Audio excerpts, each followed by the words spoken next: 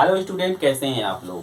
तो फिलहाल हम पढ़ रहे हैं इन्वायरमेंट, और इन्वायरमेंट में हमने पहला चैप्टर कंप्लीट कर लिया है, जहां पे हम जो है कि बेसिक जो बायोटिक कंपोनेंट और अबायोटिक कंपोनेंट हैं उसके बारे में हमने डिटेल में पढ़ा था। ठीक है, आज हम शुरू कर रहे हैं इन्वायरमेंट का चैप्टर नंबर 2, जहां हम बात करेंगे जो है कि इकोलॉजी और इकोसिस्टम की। इसको हिंदी में पारिस्थितिकी और पारितंत्र बोलते हैं। यहाँ से सबसे ज़्यादा क्वेश्चन बनते हैं। ठीक है, तो चलिए हम देखते हैं कि इकोसिस्टम है क्या। तो इकोसिस्टम जो है इन्वायरमेंट का ही एक वर्ड है। ठीक है, जिसको सबसे पहले यूज किया था एजी टांसले ने 1935 में। ठीक है, एजी टांसले एक साइंटिस्ट थे, इन्वायरमेंटलिस्ट थे। उन्होंने सबसे पहले जो है कि पारितंत्र यानी कि इकोसिस्टम को यूज किया था अपनी भाषा में। ठीक है, और डिफिनेशन उन्होंने ये दी थी कि जो बायोटिक और अबायोटिक कंपोनेंट हमारे आसपास हैं उनके तालमेल से, उनके आपसी रिलेशन से जो सिस्टम बनता है उसको हम बोलते हैं इकोसिस्टम। जैसे उदाहरण में आप देख लीजिए तालाब। ठीक है, लेकिन आपको याद होगा कि जब हम इन्वायरमेंट की परिभाषा पढ़ते हैं तो वहाँ भी हम यही कहते हैं कि हमारे आसपास जो भी बायोटिक और अबायोटिक कंपोनेंट हैं इन्हीं सबको मिला करके हम अपना इन्वायरमेंट कहते हैं। ठीक है, तो डिफिनेशन दोनों की एक जैसी लग रही है। बायोटिक और अबायोटिक कंपोनेंट को मिला करके ही हम इन्वायरमेंट बोलते हैं, और बायोटिक और अबायोटिक के आपसी संबंध से जो सिस्टम बनता है उसको हम इकोसिस्टम बोलते हैं। इसमें अंतर बस बहुत थोड़ा सा ही है, लेकिन हम इसको समझते हैं एग्जाम्पल से।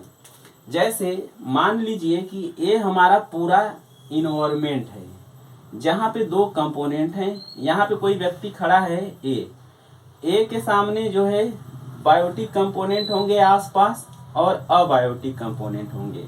बायोटिक कंपोनेंट में क्या क्या होंगे देखिए, ऊंट हो सकते हैं। ठीक है, आप देखेंगे गिरगिट हो सकते हैं। ठीक है, उसके बाद आप देखेंगे पेड़ हो सकते हैं, झाड़ियाँ हो सकती हैं। ठीक है, मछलियाँ हो सकती हैं, शैवाल हो सकता है, कछुआ हो सकता है। यानी कि जिसमें जान होती है उन्हें जैविक घटक या बायोटिक कंपोनेंट बोलते हैं। अबायोटिक कंपोनेंट की बात करें तो जैसे रेत हो गई। ठीक है, आप देखेंगे मिट्टी हो गई, आप देखेंगे प्रकाश हो गया यानी कि लाइट, आप देखेंगे पानी हो गया। ठीक है, तो ये जो हमारे आसपास, इस ए के आसपास जितनी भी सारी चीजें हैं जैविक और अजैविक, इन सभी को मिला करके हम जो है कि अपना इन्वायरमेंट मान लेते हैं। अब इकोसिस्टम क्या हुआ है, तो इकोसिस्टम ऐसा होता है कि जब अबायोटिक का रिलेशन बायोटिक से बनता है वहां जो सिस्टम क्रिएट होता है उसको हम इकोसिस्टम बोलते हैं। जैसे ये पानी है तो पानी का रिलेशन मछली से है। ठीक है, पानी का रिलेशन शैवाल से है।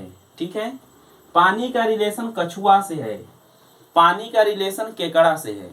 लेकिन यहाँ डायरेक्ट पानी का रिलेशन शेर बाघ से नहीं रहता है, भालू से नहीं रहता है। ठीक है, तो आप देखेंगे कि जब हम पानी और मछली, शैवाल और कछुआ की बात कर रहे हैं तो इनका आपस में कुछ न कुछ संबंध लग रहा है। तो ऐसा लग रहा है कि हम जैसे किसी तालाब की बात कर रहे हैं, किसी नदी की बात कर रहे हैं, किसी झील की बात कर रहे हैं। समझ में आएगी नहीं बात। तो पानी और मछली, कछुआ, शैवाल को अगर हम एक साथ मिला करके देखें तो एक सिस्टम बनता है। इसी को हम बोलते हैं इकोसिस्टम यानी कि पारिस्थितिकी तंत्र। और पानी, कछुआ, शैवाल, मगरमच्छ, मछली, इन सबको मिलाते हैं तो कौन कौन से इकोसिस्टम बनते हैं। तालाब की बात हो सकती है, झील हो सकती है, नदी हो सकती है, समुद्र हो सकता है। ठीक है, यानी कि इन्वायरमेंट के बायोटिक और अबायोटिक कंपोनेंट के आपसी संबंध से जो सिस्टम बना इसी को हम इकोसिस्टम बोलते हैं। कहने का अर्थ हुआ कि इकोसिस्टम इन्वायरमेंट का ही हिस्सा है। ठीक है, चलिए अब दूसरा इकोसिस्टम बनाते हैं। देखिए रेत है, रेत का संबंध ऊंट से होता है। ठीक है, रेत में शेर नहीं रह सकता, वो मर जाएगा। आप देखेंगे गिरगिट भी रेत में पाया जाता है, झाड़ियाँ कटीली पाई जाती हैं। तो रेत अबायोटिक कंपोनेंट हो गया और इसका संबंध बायोटिक कंपोनेंट के साथ हो गया। तो यहाँ पे एक इकोसिस्टम बन गया और ये इकोसिस्टम इन्वायरमेंट के बायोटिक और अबायोटिक जो है कंपोनेंट के आपसी रिलेशन से बना है और इस इकोसिस्टम का हम नाम दे देते हैं रेगिस्तान या मरुस्थल। एक और इकोसिस्टम बनाते हैं, हम ले लेते हैं मिट्टी, हम ले लेते हैं लाइट यानी प्रकाश, और हम यहाँ से शेर को हम रिलेशन देखेंगे, ठीक है, पेड़ हो गया, ठीक है, भालू हो गया। तो ऐसे जो है इकोसिस्टम जो हमारा एक बन गया जंगल। तो इन्वायरमेंट और इकोसिस्टम में फर्क समझ में आया। इन्वायरमेंट सब कुछ शामिल करता है, इकोसिस्टम एक जैसे नेचर रखने वाले बायोटिक और अबायोटिक कंपोनेंट के संबंध से जो बनता है सिस्टम, वो इकोसिस्टम होता है। उम्मीद करते हैं आपको इकोसिस्टम और इन्वायरमेंट में फर्क समझ में आ गया होगा और यहीं पे इकोसिस्टम की डिफिनेशन भी समझ में आ गई होगी। ठीक है, अब यहीं पे हम समझ लेते हैं इकोलॉजी क्या होती है, पारिस्थितिकी क्या होती है। तो देखिए, पारिस्थितिकी एक विज्ञान है, एक इन्वायरमेंटल साइंस की एक ब्रांच है। ठीक है, जैसे आप पढ़ते हैं ना बायोलॉजी, जिसमें आप जीवों के बारे में पढ़ते हैं कि जीव के अंदर क्या क्या है, जीव कैसे रहता है, कैसे खाता है, कैसे चलता है, ये सब। पेडोलॉजी पढ़ते हैं तो उसमें आप मृदा के बारे में पढ़ते हैं, मिट्टी कैसे बनी है, मिट्टी का रंग कैसा है, मिट्टी जो है कहाँ पे कैसी पाई जाती है, ये सब पढ़ते हैं। उसी तरह से जो इकोलॉजी है, जो हमारा पारिस्थितिकी है, वो भी एक विज्ञान है। वो किस चीज का अध्ययन करता है? तो देखिए, ये जो इकोसिस्टम में बायोटिक और अबायोटिक का रिलेशन बन रहा है ना, इन्हीं संबंध का जब हम अध्ययन करते हैं, इन्हीं संबंध की जब हम पढ़ाई करते हैं, तो उस जो है कि साइंस को हम इकोलॉजी बोलते हैं। जैसे अगर हम बात करें एक सिस्टम, इकोसिस्टम की, जैसे तालाब की, तो तालाब में आप देखेंगे, यहाँ पे आप देखेंगे तालाब में, यहाँ देखिए ये तालाब है, तो तालाब में जो है पानी है, ठीक है, और मछली है। तो मछली का पानी से क्या संबंध है, मछली कैसे पानी के साथ जो है रहती है, कब मछली बीमार हो जाएगी, कब जो है पानी अच्छा होता है मछली के लिए, गंदे पानी में मछलियां नहीं रहती। तो ये सब जो है कि कहीं ना कहीं जब ये संबंध की स्टडी करेंगे तो हम उसको जो है कि इकोलॉजी यानी कि पारिस्थितिकी साइंस के तहत करेंगे। और वहीं देखेंगे मछली को जो है कछुआ खा गया, मछली को कछुआ खा गया, मछली ने शैवाल खा लिया या छोटे प्लांट्स खा ली। ठीक है, यानी कि यहाँ देखिए पानी अबायोटिक कंपोनेंट है, शैवाल, मछली और कछुआ बायोटिक कंपोनेंट है। तो शैवाल का संबंध मछली से है, मछली का संबंध कछुआ से है, यानी कि बायोटिक का संबंध बायोटिक से है और इस बायोटिक का संबंध इस बायोटिक से है। तो इनके संबंध में क्या समस्या आती है और कब संबंध अच्छा होता है, कब बुरा होता है, इनका जब अध्ययन हम करेंगे तो हम उसको किस साइंस के तहत करते हैं, तो इकोलॉजी यानी पारिस्थितिकी साइंस के तहत करते हैं। ठीक है, तो पारिस्थितिकी की डिफिनेशन है, इकोलॉजी की डिफिनेशन यही है कि जो इकोसिस्टम बन रहा है बायोटिक और अबायोटिक के संबंध से, उस संबंध का जब हम अध्ययन करते हैं तो उस साइंस को हम इकोलॉजी बोलते हैं। जैसे हमने यहाँ उदाहरण में देखा कि अबायोटिक कंपोनेंट पानी था, बायोटिक कंपोनेंट शैवाल, मछली, कछुआ थे। इनका संबंध जब हम पानी से देखेंगे और बायोटिक में मछली, शैवाल का संबंध देखेंगे, तो इन संबंध को जब हम पढ़ते हैं तो इसी को हम बोलते हैं इकोलॉजी यानी पारिस्थितिकी। बात समझ में आ गई कि नहीं? चलिए, तो हमने समझ लिया इकोसिस्टम क्या होता है, हमने समझ लिया इकोलॉजी यानी पारिस्थितिकी क्या होती है। ठीक है, अब हम पढ़ते हैं कि इकोलॉजी जो है ये जो है कहाँ से निकल कर आई, यानी इकोलॉजिकल साइंस जो है वो कहाँ से आई। तो देखिए 1869 में अर्नेस्ट हैकल नाम के एक इन्वायरमेंटलिस्ट थे, अर्नेस्ट हैकल, ये भी नाम आप याद रखिएगा। इन्होंने सबसे पहले इकोलॉजी वर्ड का जो है प्रयोग किया था। ये जो वर्ड आया है ये ग्रीक के ओइकोलॉगी से आया है। ठीक है, जिसका अर्थ होता है ओइकोस प्लस लोगोस। ओइकोस का अर्थ होता है घर या हाउस, जैसे कि मछली का घर हो गया तालाब, ऊंट का घर हो गया रेगिस्तान, यानी कि अलग अलग इकोसिस्टम। ठीक है। लोगोस का अर्थ होता है स्टडी, यानी कि अध्ययन करना। तो हम इकोसिस्टम का जब अध्ययन करते हैं तो उसी को हम कहीं ना कहीं इकोलॉजी बोल देते हैं ना। इकोसिस्टम में जो बायोटिक अबायोटिक कंपोनेंट हैं उनका आपसी संबंध और उनके इन्वायरमेंट से जो संबंध है उसकी स्टडी करते हैं, तो उसको हम इकोलॉजी बोल देते हैं। इतनी बात समझ में आ गई। चलिए, इकोलॉजी दो टाइप की होती है। एक को बोलते हैं ऑट इकोलॉजी, यानी कि स्व पारिस्थितिकी। दूसरी को बोलते हैं सिन इकोलॉजी या सम पारिस्थितिकी।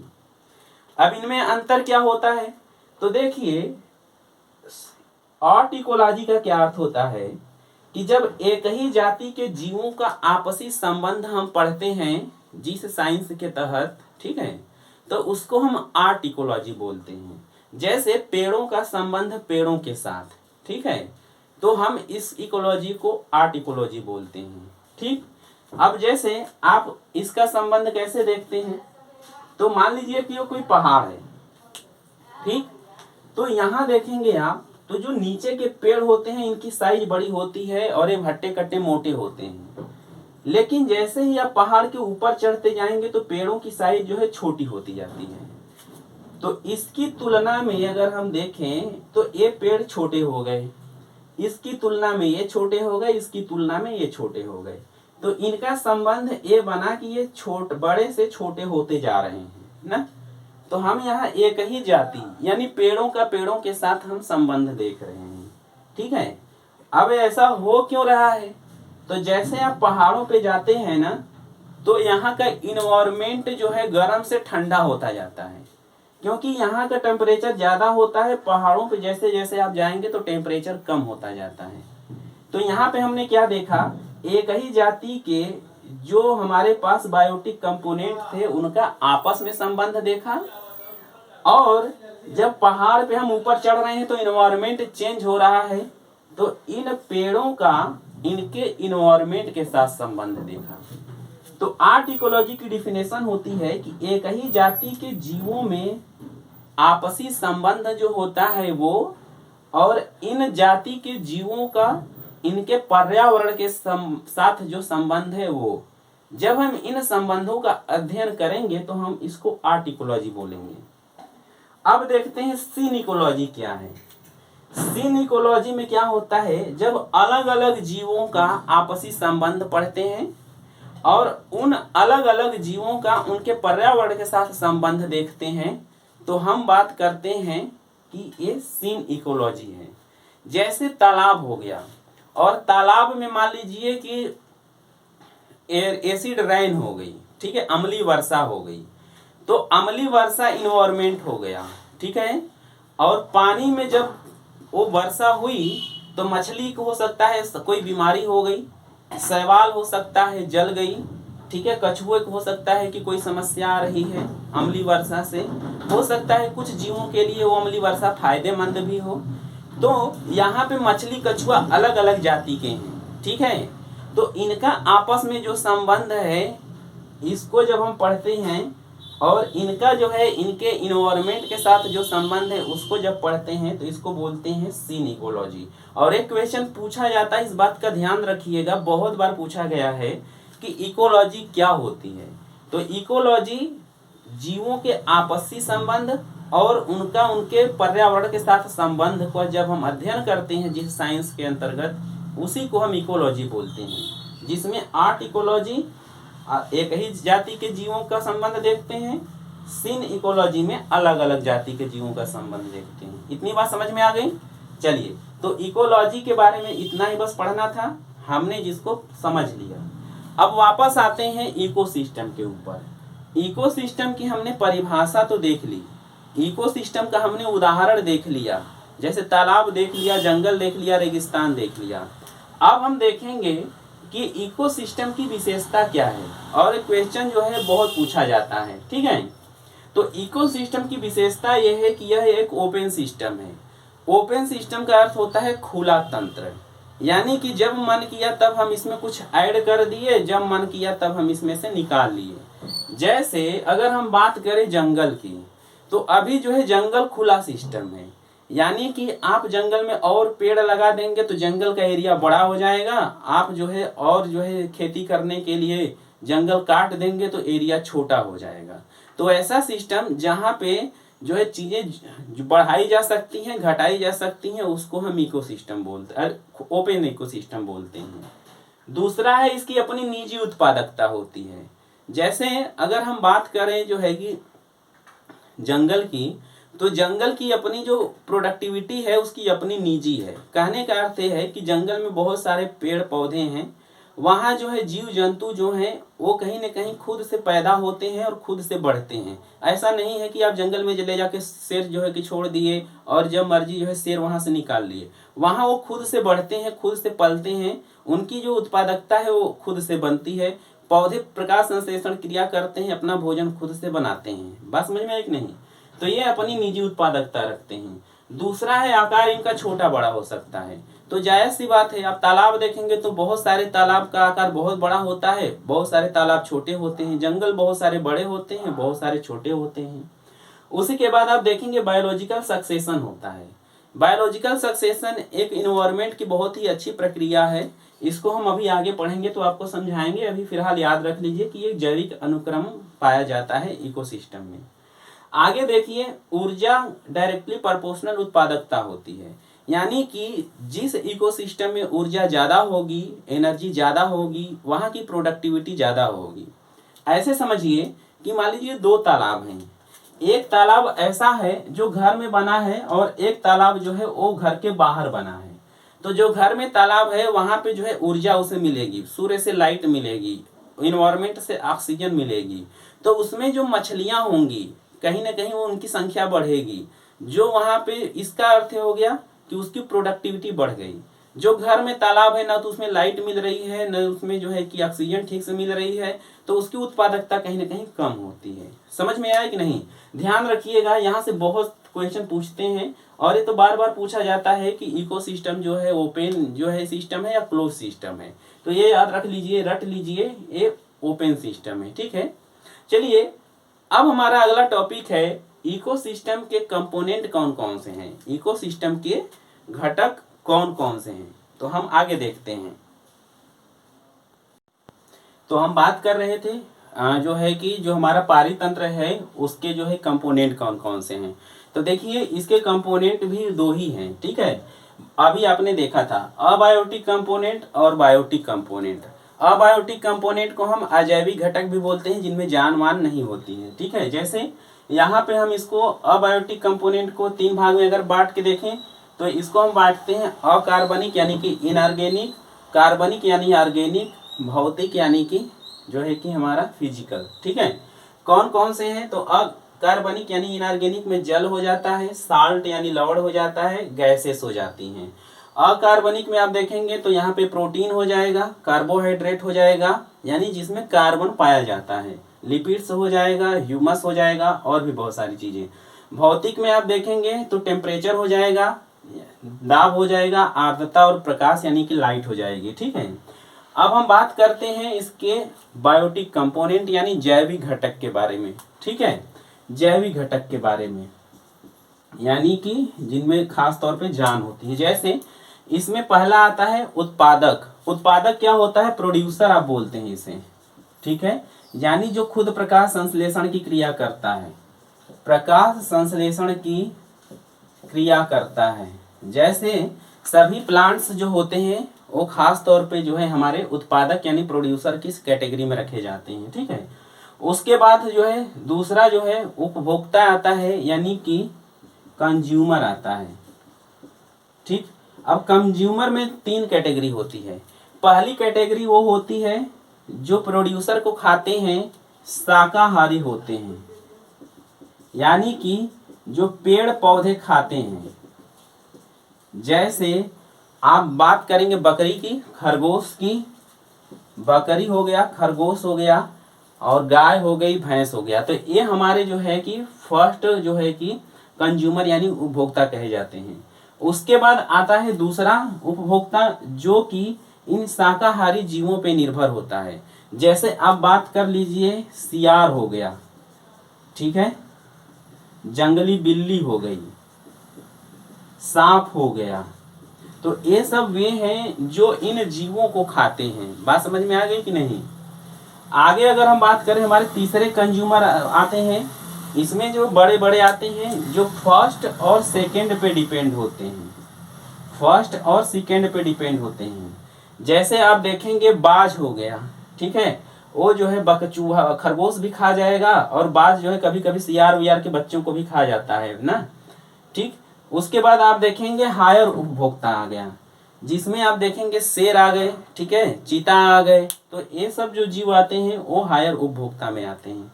इतनी बात समझ में आई कि नहीं। हमारा अगला जो है कंपोनेंट है, इसको हम डिकम्पोजर बोलते हैं या अपघटक बोलते हैं, जिसको कवक या फिर जो है बैक्टीरिया वगैरह इसमें आते हैं। इनका काम क्या होता है ये आप याद रखिएगा, ये क्वेश्चन पूछा जाता है। ये क्या करते हैं, ये करते ये हैं कि कार्बनिक चीज़ों को अकार्बनिक चीज़ों में बदलते हैं। जैसे कोई भी जीव, कोई भी पौधा है वो कार्बनिक है, जब वो मर जाता है तो आप देखेंगे धीरे धीरे उसमें कीड़े पड़ जाते हैं, और वो कीड़े धीरे धीरे उसको खत्म कर देते हैं। आप देखे होंगे आसपास चूहा बिल्ली मरा होगा तो कुछ दिन के बाद वो खत्म हो जाता है। तो जो चूहा बिल्ली है वो कार्बनिक है, और जब वो खत्म होता है तो गैसों में बदल जाता है, ठीक है। और भी जो उसके अंदर जो है कि आयरन हो गया या फास्फोरस हो गया, कैल्शियम हो गया, उन सब में अलग अलग टूट जाता है। तो कहने का अर्थ है कि जितने भी डिकम्पोजर होते हैं वो कार्बनिक चीज़ों को अकार्बनिक में चेंज कर देते हैं, ठीक है। तो फिलहाल आज की वीडियो में बस इतना ही। अगली वीडियो में हम पढ़ेंगे टाइप्स ऑफ इकोसिस्टम, यानी कि पारिस्थितिकी तंत्र के प्रकार, ठीक है। तो चलिए आज की वीडियो में बस इतना ही। खुश रहिए, अपना ख्याल रखिए, पर्यावरण का ख्याल जरूर रखिए। मिलेंगे नेक्स्ट वीडियो में, तब तक के लिए जय हिंद।